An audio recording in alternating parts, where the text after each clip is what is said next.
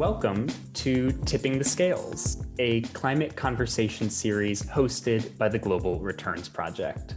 Today, I'm so excited to be speaking with Dr. Jamila Bargach.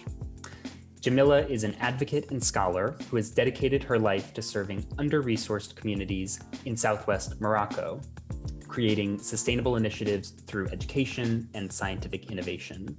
She is the co-founder and executive director of Darcy Hmad, which operates the world's largest fog collection project. An anthropologist by training with a PhD from Rice University, she has taught at the School of Architecture in Rabat and worked at a number of NGOs in Morocco and overseas.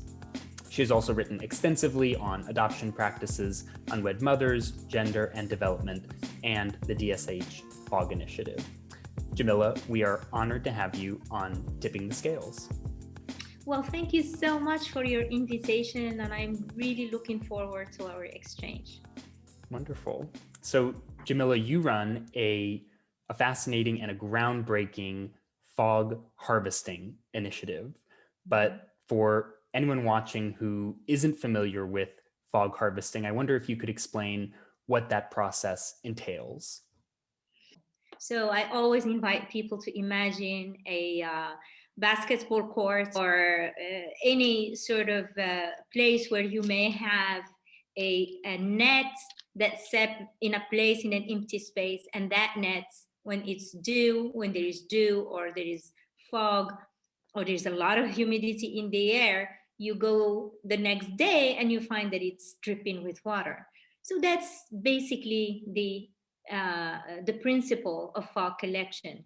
You have a sort of net that kind of intercedes and captures the fog as it travels. The fog is formed of molecules of water, and those are very tiny molecules. They stick to the surface of the net, and with gravity, they kind of descend down into a sort of equipment that one has prepared before, like a gutter, mostly a gutter. So for instance, with our entrapment that is called the cloud fisher, we capture 22 liters per 1 square meter of netting. So it's a lot of water, but the principle is very simple. How does your work at Darcy Hmad relate to and help address the climate crisis? Let's imagine, hypothetically, that in Morocco, we want to connect the villages to a source of water that's a centralized source of water, say from a dam in another locality far away from where we are. So now imagine we have to build the dam, which is a lot of cement, a lot of damages to the ecosystem, certainly moving people out of their homes, digging, a lot of footprint in this, and then you have all the construction. So once you start exploring a resource that's local, and the scale is small, you are addressing in a other way the climate crisis. The importance and the interesting point of the project is that it is a sample, an example, a possibility of thinking differently about accessing water. And then there is a second aspect to the work, is that because of the lack of water and repeated droughts in the region where we work, there has been massive migration from the villages. So once this massive migration happens, then all the communities that used to be hosting or being hosted by the environment, they're gone. This sort of stewardship between the human and the environment is somehow broken. And the idea is that by providing water out of fog, because it's the local resource, you're actually helping settle a community and continuing a pattern of life that's really very much connected and in tune with its environment. Right. That's incredible.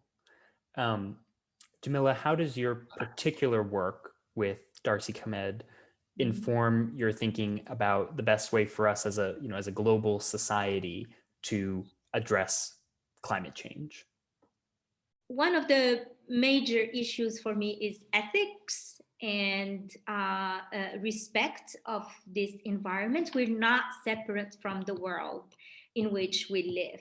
The work I've been doing in the organization, especially with the fall collection projects, and now increasingly with an ecological farm that we're building, I see that there is no separation. I can clearly see it. Well, Jamila, this has been a fascinating conversation. Thank you so much for joining me today. Thank you so much for giving me this opportunity. And I hope and wish that bringing forces together will make a difference. Tipping the Scales is hosted by the Global Returns Project, a charitable campaign to fund not-for-profit climate solutions at scale. To learn more about our efforts, sign up for our newsletter at globalreturnsproject.earth. Thank you.